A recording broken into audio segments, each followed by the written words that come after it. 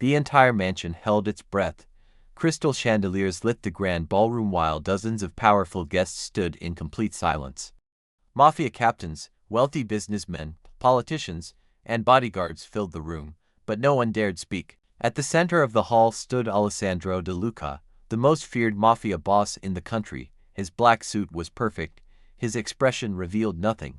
People said he had never lost a negotiation, never broken a promise, and never allowed emotions to control him. Tonight, one desperate father had invited him for only one reason: to save his family from complete financial ruin. At the opposite end of the ballroom stood Richard Bennett, a businessman whose empire had collapsed under mountains of debt. Banks had rejected him. Friends had disappeared. Only one person still had enough power to save him: Alessandro De Luca. Richard forced a nervous smile. My daughter has always admired strong men. He gently pushed his older daughter forward.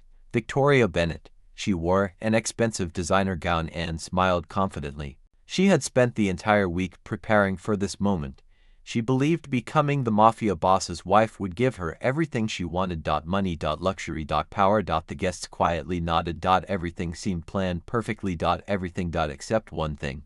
Near the back of the ballroom, almost hidden behind the guests, stood Richard's younger daughter, Grace Bennett. She wore a simple navy blue dress. No expensive jewelry. No professional makeup. She hadn't been invited to meet Alessandro. Her father had only asked her to help the staff serve drinks. Grace had spent most of her life living in her sister's shadow. Victoria loved attention.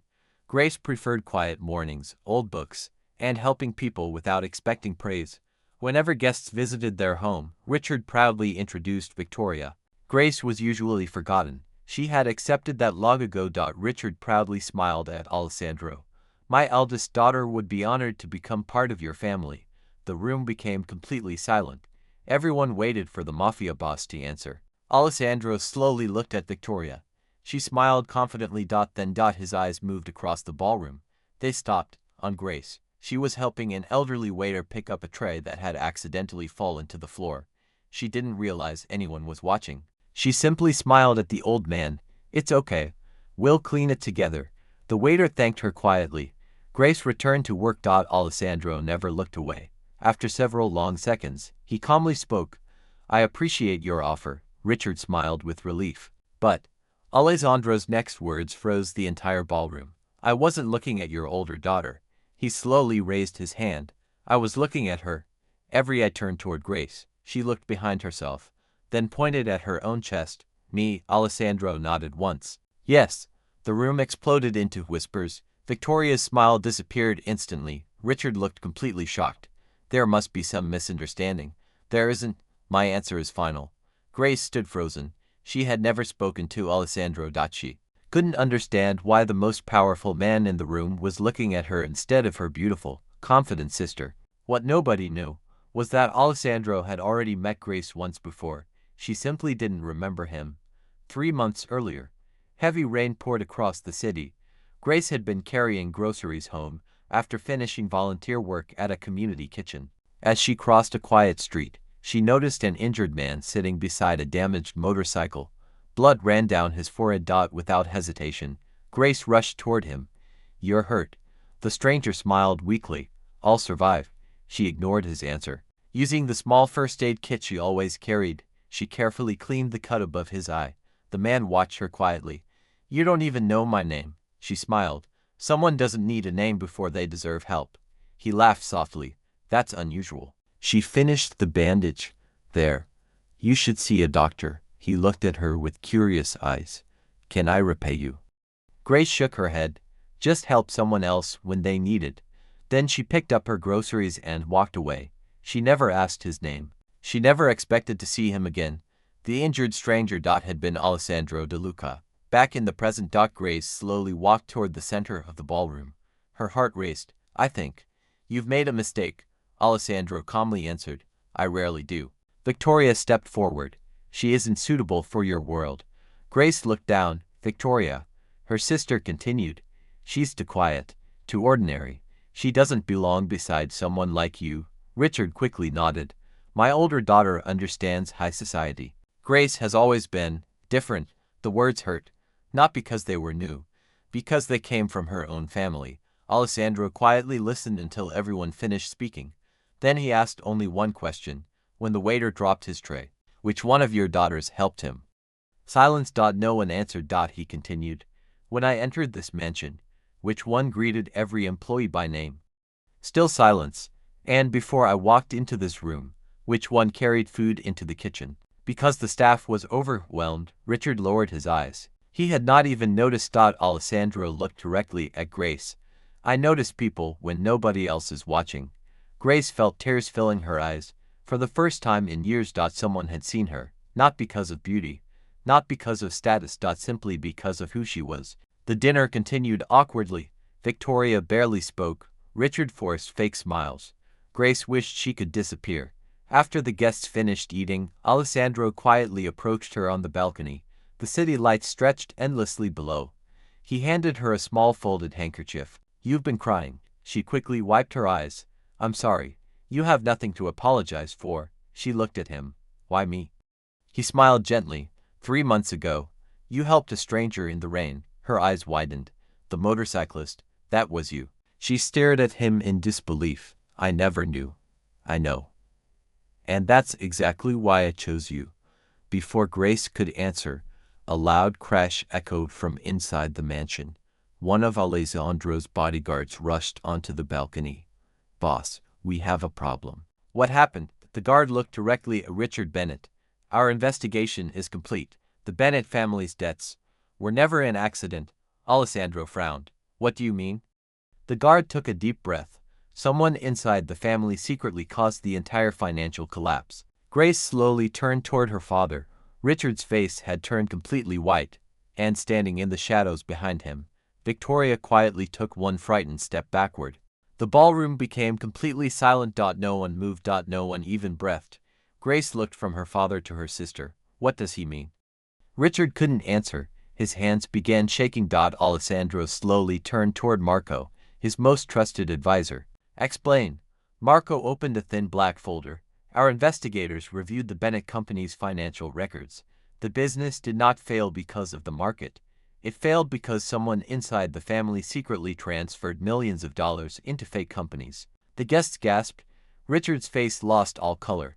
Grace whispered, Dad, tell me this isn't true. Richard lowered his head. Before he could speak, Victoria suddenly shouted, It wasn't my fault. Everyone looked at her. Realizing what she had just admitted, Victoria quickly covered her mouth. Too late, the truth had already escaped. Grace stared at her sister in disbelief. You knew? Victoria's eyes filled with panic. I only wanted more money. I thought I could invest it. I thought no one would notice. Richard closed his eyes. I tried to protect her. Grace looked at him. You blamed the economy. You sold everything. You even tried to marry Victoria to save the company. Richard slowly nodded. I thought if Alessandro married her, everything would disappear. Grace felt tears fill her eyes. Her father hadn't offered his daughter because of love. He had offered her as a business deal. The room remained silent. Finally, Alessandro spoke. I came here because Richard Bennett requested my help. He looked directly at Richard. But you never told me the truth. Richard fell to his knees. I was desperate. I wanted to save my family. Alessandro's expression remained calm. You wanted to save your reputation. There is a difference. Victoria stepped forward. You still need an heir. You need someone who understands your world. She forced a smile. I can still marry you. Alessandro looked at her without emotion. No. She frowned. Why? Because you value money more than loyalty. My empire survives because of loyalty. He slowly turned toward Grace. And loyalty cannot be bought. Grace quietly stepped away. Everything had become too much. The lies, the betrayal, the attention. She walked into the mansion's garden. Cool night air touched her face. She sat alone beside a fountain. For several minutes. She simply cried. Not because Alessandro had chosen her, but because her own family had hidden so much from her. A few moments later, she heard footsteps. Alessandro sat beside her. Neither of them spoke. The silence felt peaceful. Finally, Grace smiled sadly. I think my whole life changed in one evening. Alessandro nodded. So did mine. She looked at him. You already have power. You already have respect. Why were you looking for a wife? He smiled softly. Because none of those things make a house feel like a home. Grace quietly listened. My mother always said something. Alessandro continued. She told me, a strong man doesn't need the most beautiful woman.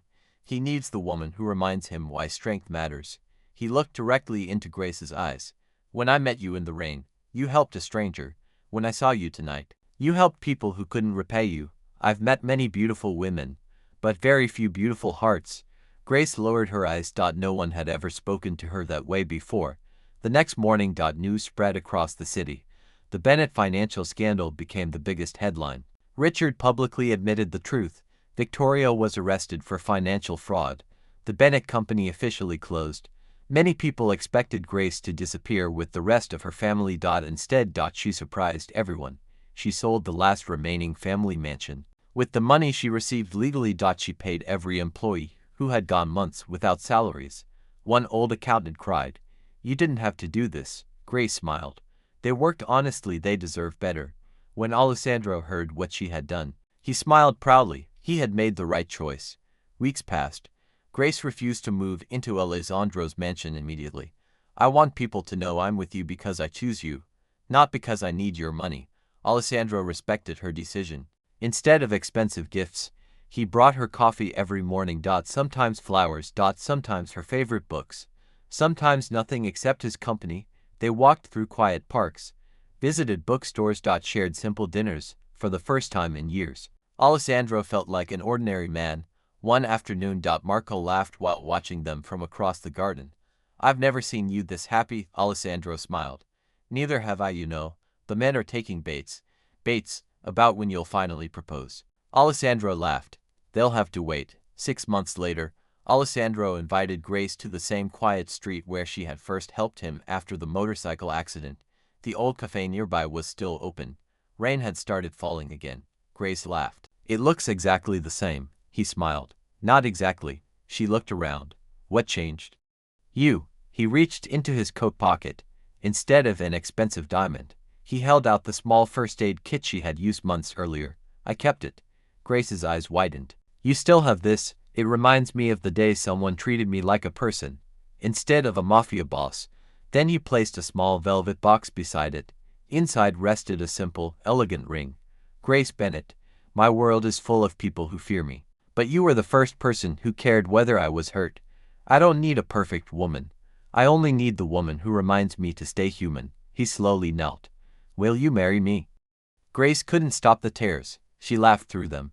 "You carried that first aid kit all this time." "I did." She smiled. "Then my answer has to be yes." He gently slipped the ring onto her finger. As they embraced, the rain continued falling. Neither of them cared. 1 year later, their wedding was held in a quiet countryside chapel. There were no reporters, no politicians. No business deals. Only close friends, family members who truly loved them, and the employees Grace had once helped. After the ceremony, Alessandro looked at his wife. "You know something?" She smiled. "What?" "Your father tried to offer me the daughter he thought was perfect." Grace laughed. "And instead, I found the one who was real."